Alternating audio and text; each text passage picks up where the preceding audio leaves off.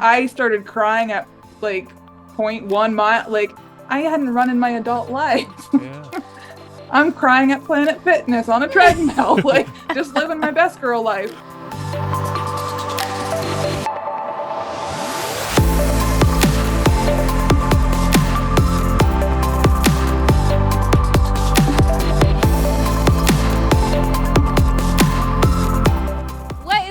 Family, welcome to today's episode of Conquer the Day. I am your host, Lindsay Pickowitz. And I am your co-host, Brian Pickowitz. And today we have a very special guest, as you can see, with us today. If you are watching on YouTube, you can see her. If you are listening, you will be able to hear her beautiful voice in just a second. But we have our client here, Kyleigh Manosh. Got it. Did I get it? That's it. Manosh? You nailed it. Perfect. I always want to say her name with such pizzazz, but we're going to say it correctly for the sake of her being our first guest on Conquer the Day today. So Kyleigh has been with us for about 15 months? 12 to 15? I'm going to go 16. 16. Okay. So Kyleigh has been with us at the Fitness Project as a client for the last 16 months, and she has really made an incredible transformation inside and out. And we wanted to bring her on the show today because she is an excellent example of what it looks like to, first of all, just do the work, but second, release the pressure around the work. Mm-hmm.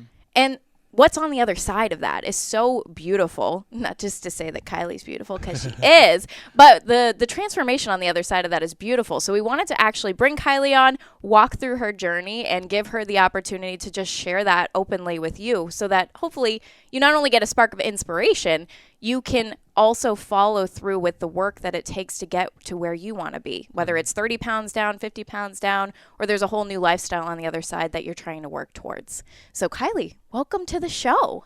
Thanks for joining us. Thanks for having me. You're welcome. So to start off, before you made this transformation or before you really dialed in your habits, what was your past experience like when it came to fitness or health? Where were you at before you started this journey? So before I started with the Fitness Project, I had been working out at home consistently for about 2 years. I had a friend that's like, hey, you want to join out this workout tribe kind of thing? I'm like, sure, yeah, not a problem. So it was during COVID. It was the time that everybody was home, not much to do. My job kind of shut down in a sense.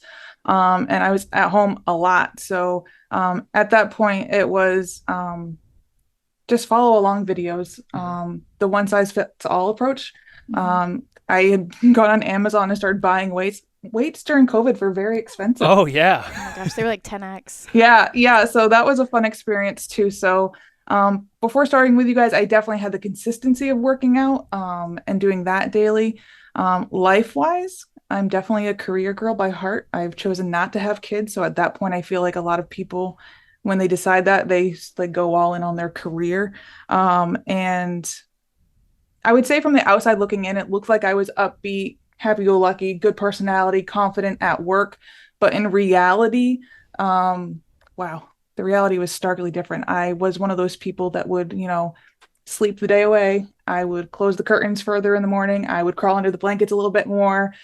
So I think it's been a night and day difference lifestyle-wise than anything else for me. I didn't know that. Yeah. Oh, dangerous. Yeah. Yeah. Well, it makes sense. I mean, COVID was so tough because... Well, you're also in the healthcare field. Mm-hmm. And a night shift worker at that time by trade too. So the ease of sleeping in until 1 o'clock in the afternoon, 2 o'clock in the afternoon. Well, and Super that's a pattern, right? Because you have to in some sense anyways, right? Like during the days when you're working, and then on the days you're not working, it's like, what are your other options and alternatives? So it's really easy, especially during that time period, to say, well, there's nothing else to really pull you out of that state. Yeah.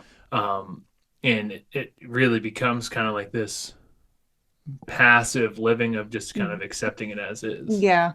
And just before I had started, recently divorced, also got into a new relationship at that time, also had my second knee surgery from a skiing accident that winter.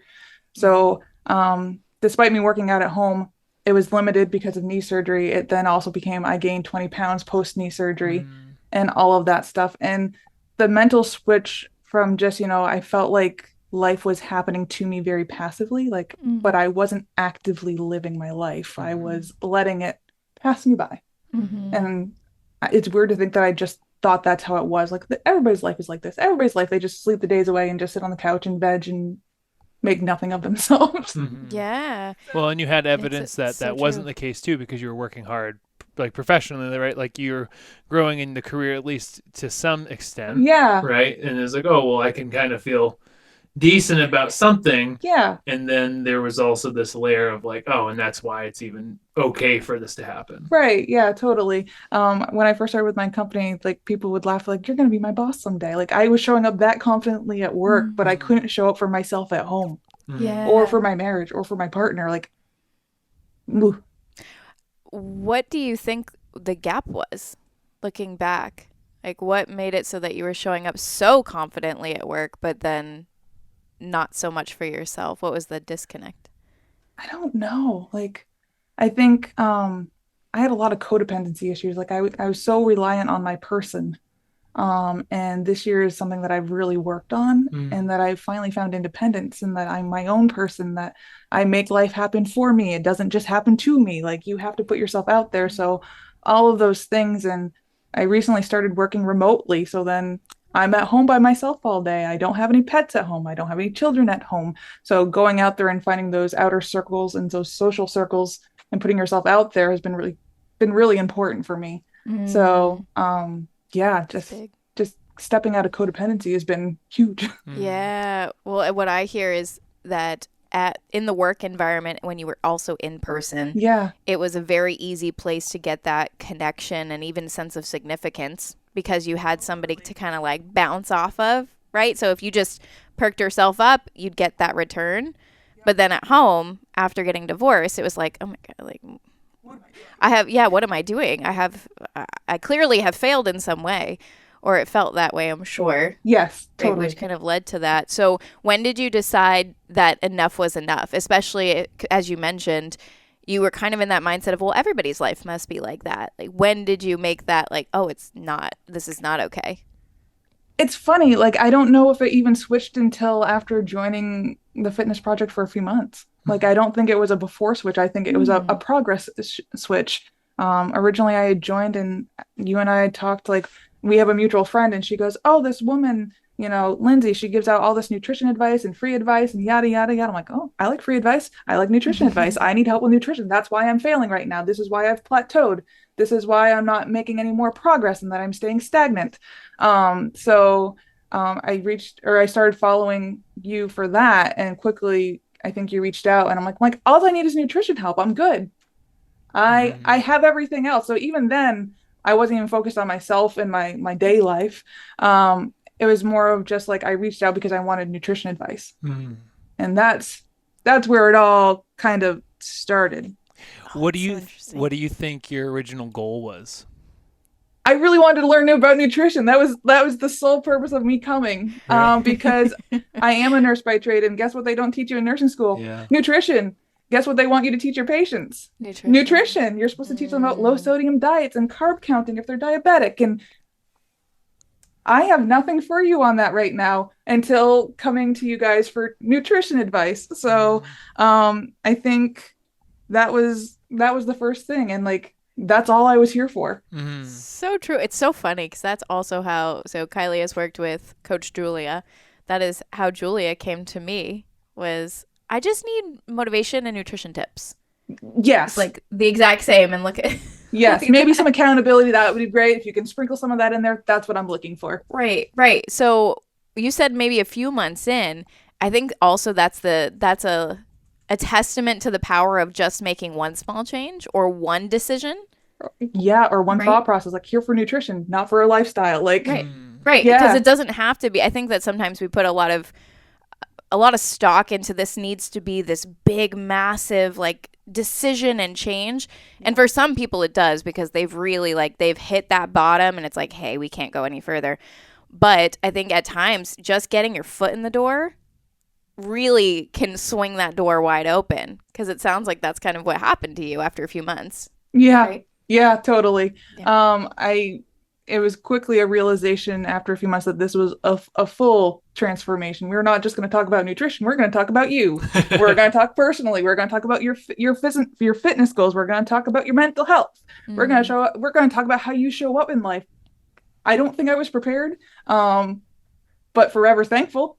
So definitely, yeah. Yeah. So That's talking great. about those other areas, I mean, that's quite frankly, I think the thing that Lindsay and I love the most, because we know not just from our experience, but from every person that we've been able to work with, that what you do physically impacts what you do in every area of life, right? It starts with our physical state. It starts with our mental state. That does permeate into our relationships. It does permeate into our work relationships. It's this compounding effect. For you, when did it start to kind of snowball? So you come in for nutrition advice. I mean, you've accomplished so much, right? So, but if we think of like the snowball effect, you're in this position where you're like, okay, I'm going to get healthy. I'll lose some weight. Like those are maybe initial targets. When did it start to snowball?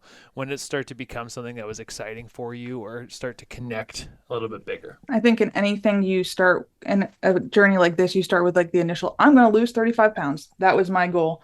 And then quickly after a few weeks, like it turned into like, I'm going to get outside of the house. Like I'm going to join an actual gym. Like, and I don't know if that was me switching from remote work to like, I need to broaden my social circle more. At the time, I didn't think so, but now I realize it probably was.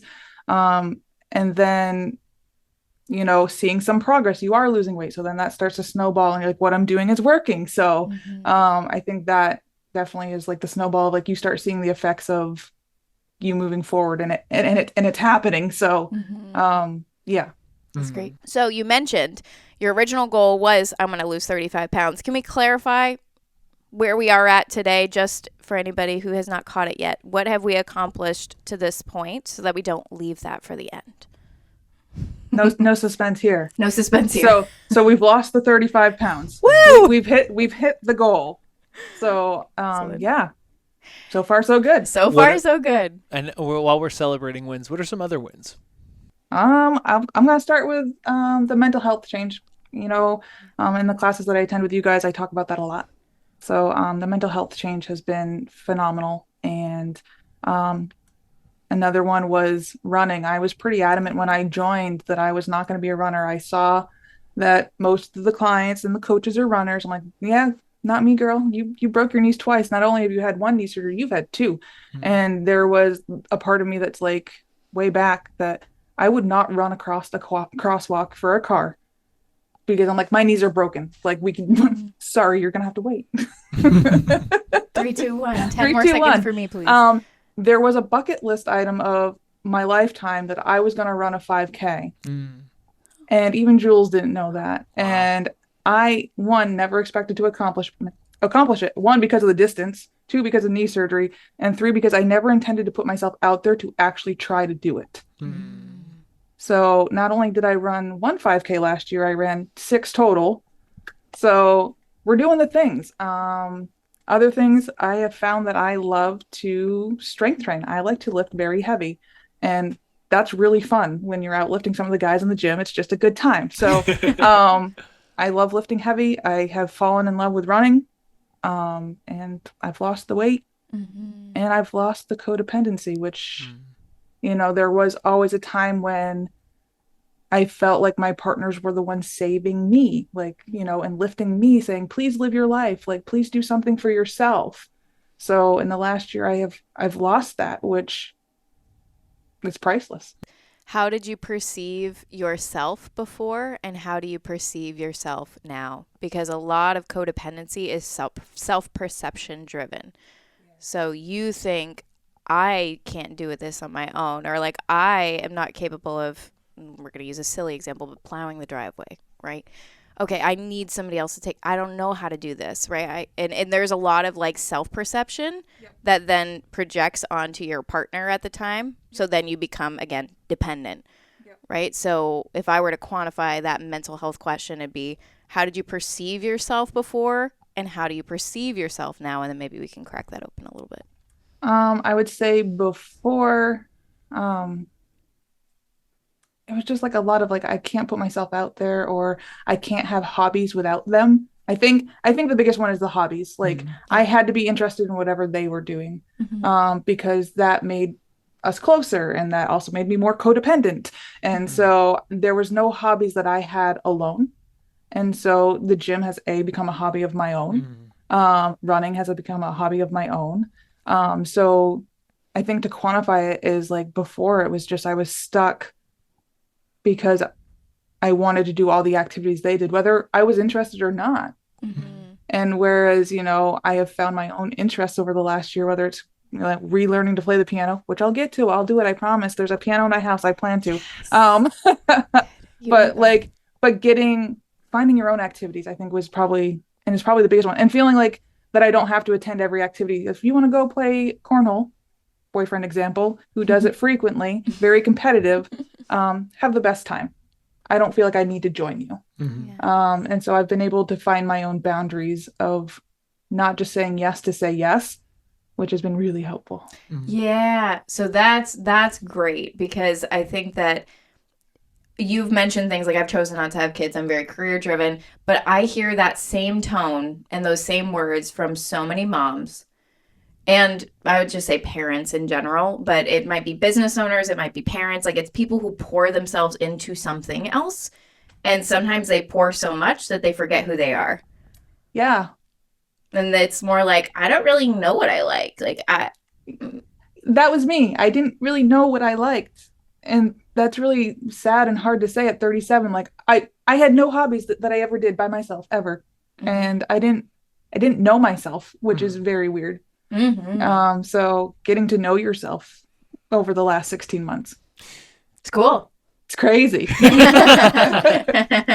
That's a beautiful gift. Awesome. Well, and that's kind of the piece about mental health is, and there might not be a predominant thought, there might not be a thought pattern that exists, but it's being able to figure out more of what you need to do and focus on in order for you to feel good about yourself or feel like you're contributing, right? Yeah. And those things stack up. I think you put it a really powerful way of just understanding yourself. Right. Get to Right. know Like myself. getting to know yourself and understanding yourself allows you to understand, well, what are the things I do want to say yes to? What are the things I don't want to say yes to? And even, obviously the cases that you're talking about here for yourself, it's like a lot of people say yes to things that don't serve them, that burn them out, 100%. that aren't actually in alignment with who they want to be or where they want to go. And they say no to opportunities that are actually the right thing for them to say yes to, but are scary. I was gonna say out of fear. Yeah. And I think, like the prime example that I have is like my girlfriend has 3 grandkids and they're really young, like 3, 2, 1. And this summer she said to me, "Hey, I'm bringing the grandkids to the pool. Do you want to come? I live across the street from this woman, my dear friend."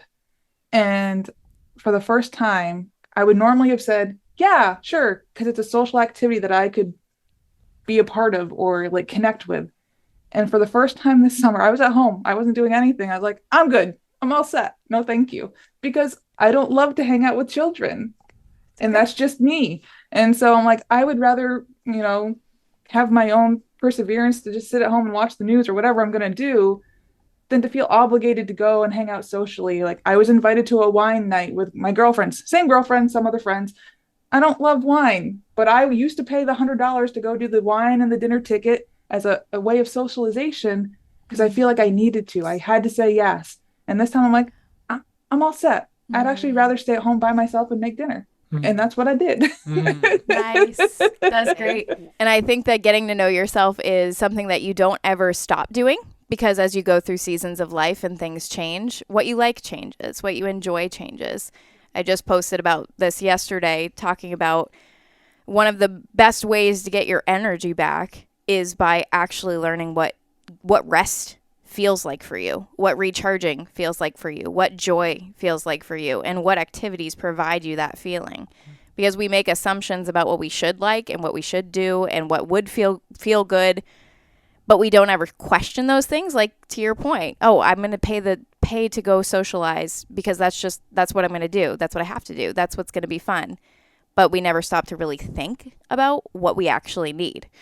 Right? So it takes a lot of self-awareness to get to that point. Well, and it doesn't mean that, and just to other people on the other side, and you can confirm or deny this, doesn't mean that you have to only be for yourself.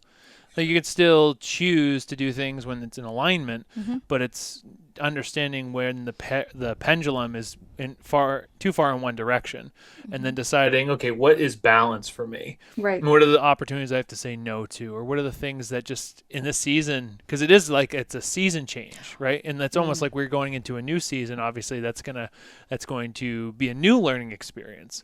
But it seems like this season has all been about you learning how to be comfortable with yourself. Mm-hmm.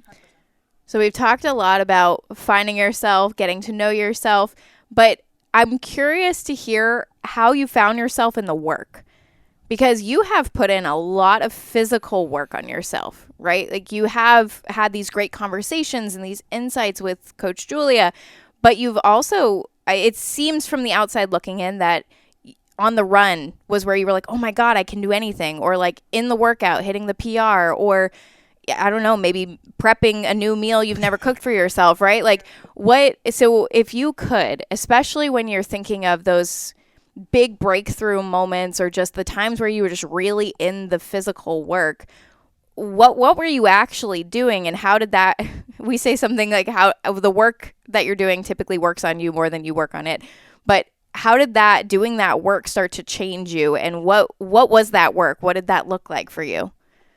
I guess to answer that one, it's like, I was going to the gym consistently, and yeah, doing the workouts and things like that, but like just showing up for yourself and building the confidence building, and putting that effort in has been really the area the most, I suppose. Yeah, I think that showing up for yourself consistently is something that we say a lot, but we don't know what it means. And not a lot of people can do it. Like they feel guilty for doing it. Tell me more. I just think of parents, and I'll put married couples in there at times too. Like you're so focused on your kids that you neglect yourself, you neglect your partner, you're just so focused on everybody but yourself and not taking the time. So, I mean, I think this year's been a lot easier for me to do that, honestly, because not everybody knows, you guys know, but my boyfriend got deployed 10 months ago. So, the self-work has been a lot easier with him not at my house. So I think, that's a testament in itself. Like I've done a lot of this growth, and it's a lot of all about me, because this is the time that I had to really focus on that. Like he's going to come home in a couple of weeks and be like, who is this chick? Like, yeah. Well, and what you really described is the ability to seize an opportunity. Yeah. Because you could have, he could have gone away, and you had a whole life of lessons before he left. Yep. Right? You talked about previous experiences, relationships, life, and then, you have COVID, you have your knee, you have all these like moments. Yep. And then he leaves. Like you could have spent 10 months doing wallowing nothing. in bed. Yeah, doing My nothing. favorite pastime. Yeah. So what made it so that you kept showing up for yourself? Ooh, yes, that's a good one. What made it so you kept the fuel? Kept fueling, because that was when you really did get consistent. You were consistent beforehand, but that's when you started really pushing. Yeah. What allowed you to not fall back to old patterns, or if you did fall back to them, how'd you get yourself Jules? refocused? Yeah. Yep. Those weekly check-ins that you guys have. I mean, the coaches keeping you on track, the motivation, the classes that you guys provide, the instructions that you, like, all of it, the teaching, but mostly like knowing that, you have somebody in your back corner. Yeah, he's 6,000 miles away as well. I still have him in my back pocket. I can still talk to him on the daily. But, having Jules and your other coaches like surround me and be like, keep pushing. You're doing good things. I mean, and when you're seeing results, you're going to continue doing those good things because you're getting the results. So what was the most exciting first win that you remember? Makes me laugh. I think probably when I randomly decided to try to run a quarter of a mile on a treadmill. Yeah. I mean, I got way overly emotional about that. It's awesome. So much that I was crying, and I sent the cryy face to Jules. I posted about it on your Facebook page. Just ran a quarter of a mile. I mean, I started crying at like 0.1 mile. Like I hadn't run in my adult life. Yeah.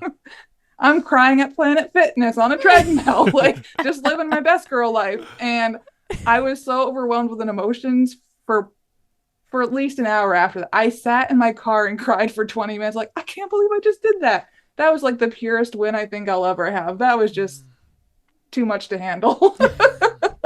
So awesome. I think I'm curious to hear what you think is the real value or maybe meaning of accountability. And I know that's a random question, but I think that it's such a buzzword. Like, oh, I just need accountability. I just need accountability. And I don't know what people think that looks like, but I'd be curious to hear what originally you might have thought that would look like versus like what you're describing is that we just really got behind you and were like, go, like that person waving the flag at NASCAR, right? Just keep going. So I'd be curious to hear your thoughts on that. My previous experience with accountability groups were sweaty selfies. You know, you take your sweaty selfie at the gym, you post it to the group Facebook page, like, I worked out today. That wasn't enough for me. And I remember that working out at home, like, I'm just posting these selfies every day. I remember it wasn't enough. For me, I think it really came into fruition with, you know, actually having conversation about your goals. Like, what do you want to do? And, you know, the weekly check-ins with Jules, like, what do you want to progress in? Like, where do you want to go? After I ran the one time, it's like, do you want to become a runner? I'm like, oh, I don't know. So, you know, I dabbled in it here and there. And then a friend had asked me if I wanted to do this first 5K. And Jules was like, do you want to build a running program for you? I'm like, not yet. So I think the accountability is like, instead of just taking like a random photo of yourself, but having the conversations back and forth and what goals do you want and where are we going? Like, and having the endless opportunities to present that to Jules every week and her being like, cool, I like that. Or, you know, or like the end of the week check-ins, like, what's the biggest win of the week? You know, or on Sunday when I send in my weekly check-ins, like, what was the biggest 2 or 3 wins of the week? So just having the constant capability to communicate back and forth with coaches, whether it's through Facebook or on comments or things like that, but just having like the overwhelming there all the time. I know you're always in the background and there. So I think that's been really cool. Yeah, I think that's a really good way to describe it. It's the surface level doing it to do it, like checking it off. Yes. Versus that like just rich conversation and dive into what you like, dive into you, right? It's like, what do you care about? What do you want? Where are you stuck? What do we need to do here? Like, and not leaning on you to just go do the thing, but actually like having that back and forth. 100%. And moving you towards where you want to be. I think it's the constant tracking and measuring of, if this is the target and we know why we want it, how are we continuing to either move towards it, or are we measuring the right things? Meaning, like, do we know what the actual challenge is that's keeping you from getting there? Because if it's your knees, we need to program against that. If it's your eating habits, then we need to program against that. If it's every, mind. You know, I have a client who's coming back and he goes on vacation or he goes and travels for business, and every Friday when he comes back, he has this habit of overeating. So the other day he did the same. Like, we've only been working for a couple of weeks, and he's like, oh, you know, I kind of slipped up a little bit, but quite frankly, the amount of calories he ate on that Friday was like a third of what he would usually eat. And it's like, that's a win. You know, and so I keep reminding him that, because he has this concept of good and bad food, and he's always in stress because of his business. And so we're working on getting him to see healthy as a spectrum and being able to just say, hey, how are we moving towards where you want to be, and what are the habits that need to fall in place? I say that because that's another example of tracking and measuring what needs to be changed and what needs to be improved. And even if you think of your knees as an example, it's tough to quantify sometimes, like, what we do, because it's like we're experts in training, we're experts in nutrition, we're experts in habit change and mindfulness. And so when Jules was like, oh, Kyleigh wants to start running, it's like, okay, let's program so her body functions optimally. Yep. And all those things continue to stack up. So it is being able to see, like, if that's your result, what's the strategy that we use to get there? I think you've been a prime example of optimizing the strategy for you. Yeah. It's different. It's probably changed constantly throughout that, right? Like, totally. Sometimes you're talking mindset. Sometimes you're talking your emotional well-being or your mental health. Sometimes you're talking about your strategy or your knees. Totally. Right? Yeah, it's been all over the field with her. Yeah, for sure. That's what it's all about. Yeah. We gotta look at all aspects of you. And I think that's like the best part too, is like, it's not that one size fits all. Like if you're following an instructional video on TV, I mean, you're following the instructional video on TV, and we're not taking into some goals and your needs and your personal well-being and your mental health. And so it's been more of like a life coach kind of thing. Yeah. Yeah. I have a good little question off of that. Is that okay if I go there? Yeah, absolutely. Okay. So, did you ever doubt yourself? Totally. I don't think it'd be normal if you didn't. Hmm. Definitely had some sticking points along the journey, some stuck in the mud moments. Had a couple of them. So I think originally I had gained 20 plus pounds during my knee surgery, so I was heavier than I'd ever been in my lifetime. And then had some success, lost some weight, and hit that plateau weight that I always seem to hit. After working out for 2 years at home, it's the plateau weight that I could not move past. So I think, staying there religiously, despite religiously tracking my food for 6 to 8 weeks and seeing like no movement and stagnancy, it caused Jules and I to have a lot of conversations about, not like accusatory, like, are you tracking everything that you're eating? Like there was never any of that, but it's like, what else do we need to look at? And there was like a big aha moment of, my job is very sedentary. I work very long hours. I work 16-hour days, 8 in the morning till midnight. I worked one yesterday. I walked 540 steps for the entirety of the day in my apartment, and it's because the bathroom was the furthest point from my desk. Other than that, like, I'm so busy between phone calls, like I legitimately cannot get up and just leave my desk. Yes, it's a remote job, but it's a very scheduled, like, have to answer the phone and be timely. So it caused us to look at,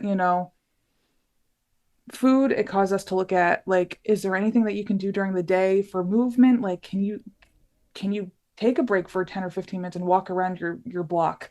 And so in the summer, that's exactly what I did. Like, hey, I'm just gonna go escape for 10 minutes. Like, I deserve a 15-minute break away from this desk for a hot minute. So, seeing if I could find other pieces of the day to introduce, like even stretching, because I was lifting heavy at the gym. So can you stretch in your apartment? Can you just take some time away? And then it shifted to, my thoughts about good food and bad food. Like, am I eating the right things? And, the reason I wasn't having success is because I had 2 pieces of bacon for breakfast and I shouldn't have done that. So bacon's bad. Like, just having that inner battle with yourself when you don't see the progress that you want about good food, bad food, and having to learn, like, food is not inherently good or bad. Maybe more or less nutritional, sure. But like that food shift and, breaking through that plateau eventually, Jules had asked me a really pertinent question that's forever stuck with me. She goes, so you've had some good success, right? I'm like, yeah. She goes, so how are we going to break through the plateau and what does that look like? And my automatic answer was to restrict food. I'm going to eat more salad. I'm going to eat more vegetables, and I'm going to work out even harder at the gym. I'm not going to run a quarter of a mile. We're going to run 5 miles a day or something ridiculous. Like, just, like when you don't see the result, like you automatically think that you need to restrict to get to that goal. What in reality, what I've done is done exactly the same thing the entire time. Like, I broke through the plateau by just staying consistent and just working through it and not restricting to like 800 calories a day. Like, but that's like your inherent gut reaction is like, I've got to start restricting everything and never enjoy another night out. That's ridiculous. Yeah. How did it actually feel to break it? Like when you finally saw the weight, I don't know if it was the weight drop or if it was a feeling or what it was, but how did it actually feel to break it and what did that look like? It felt really cool. It felt really great. Like just to see, oh, yeah. And funny, when I set my weight loss goal, I randomly selected a number that I knew that I would never get to. And Jules, a couple weeks ago, she goes, really? Like, she didn't know that the entire time. I'm like, oh yeah, the reason I chose that is because I knew I would never get there.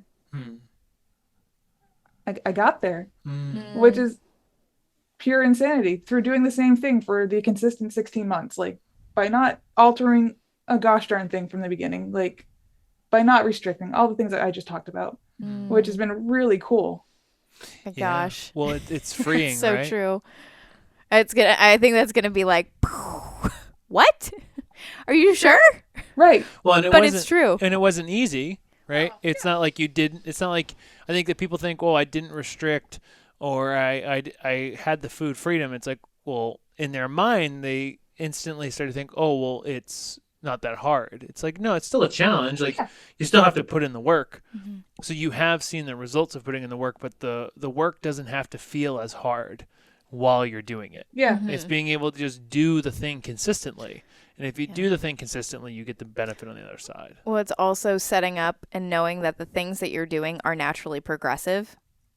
Yeah. Like your workouts, you'll get stronger, or your runs, you'll get faster. Like you weren't literally doing 10 sets of squats and 10 sets of this. And like you weren't doing the exact same things and working the exact same effort every day. It was just the principle stayed the same. Exactly.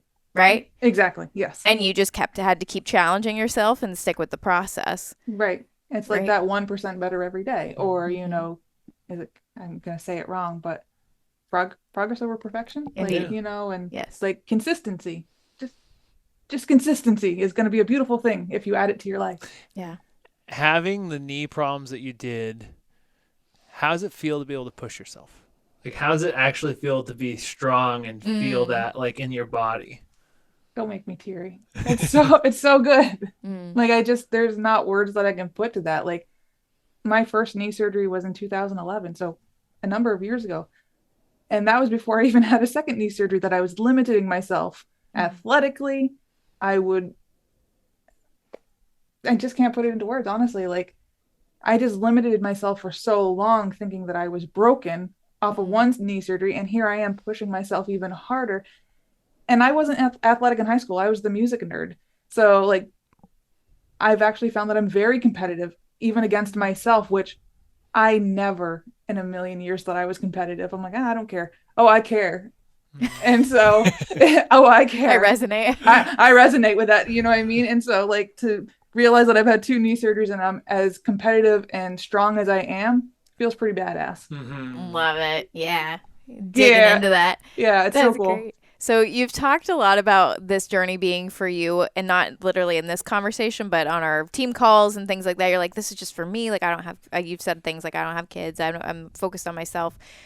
But what ripple effect has this had? Like, who else has been impacted, or how has this changed, like, in areas beyond you? I'm excited to see how it changes my relationship, obviously, coming up. I think that's going to be exciting. And I think that's going to be freeing for not only myself, but for my partner. I think that will be pretty cool. And then, I've put myself out there for work. Yeah, I've always shown up for work, but like, never did I think I would be in like a small leadership management role. And so I've taken that on in the last few months. So, yeah. That's pretty cool. It is pretty cool. Yeah. Yeah. What advice would you give for someone who's listening to this, who's thinking of making a change in their lifestyle, who's maybe resonating with the fear of starting, or some of the things that you were experiencing at the beginning, or just maybe their own journey, right? Where they're like, oh, I know I need to get healthier. I need to do something. What advice would you give them? It's funny you say that. I think you took it right out of my mouth, is that A, do it, but B, do it scared. Do it vulnerable. Do it when you're at your lowest of lows. Like, do it when you think everything's fine. Like, there's always a season to grow and better yourself. And I think doing it when you're most scared is probably the most beneficial. I could not agree more with that. And it's so different from, I don't need to explain too far on it, but it's so different doing it scared and being able to discern that I'm just nervous. Perfect. Yes. Is totally okay. Like, if you're nervous, if you're scared, that just means it's meaningful for you. Right? Yeah. Do it when you're showing up for yourself at work every day and you're like that perfect coworker, and in reality you're a lost human being like me. Like, do it then. Someone asked me, Lindsay's brother asked me, because I was doing a talk in Cincinnati. He's like, do you ever get like stage fright? And I said, every single time we speak. And I remember years ago, I love rock and roll, so the story was from Ozzy Osbourne. And someone had asked him if he gets stage fright. And now, obviously, Ozzy said it differently than this because he doesn't speak pure English. But he said, every time, and it's because I care. Yeah. And so if you're nervous, it's a sign that it's important.